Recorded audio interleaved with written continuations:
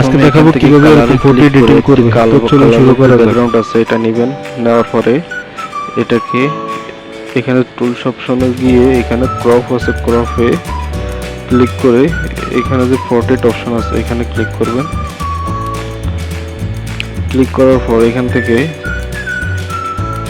একটি photo select করে নেবেন। তো আমি এই ফটোটি সিলেক্ট করে নিলাম। সিলেক্ট করার পর এটাকে একটু জুম করে বড় করবেন এবং এখানে যে রিমুভ ভিজি এখানে ব্যাকগ্রাউন্ডে ক্লিক করবেন। ব্যাকগ্রাউন্ডে ক্লিক করলে আমাদের ব্যাকগ্রাউন্ডটি অটোমেটিক এখান থেকে রিমুভ করে দিবে। রিমুভ করার পর এখানে দেখতে পাচ্ছেন স্টিকার অপশন।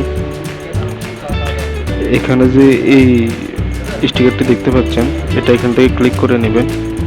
তো এটাকে একটু বড় করে টেনে নেবেন। নেওয়ার পরে এখানে লেয়ার অপশনে ক্লিক করে এটাকে একটু নিচের দিকে টান দেবেন। দেওয়ার পরে দেখুন ফটোটি অনেক সুন্দরভাবে এডিট হয়ে গেছে। তো বন্ধুরা, চাইলে তোমরা এইভাবে ফটো এডিটিং করতে পারো। ধন্যবাদ সবাইকে।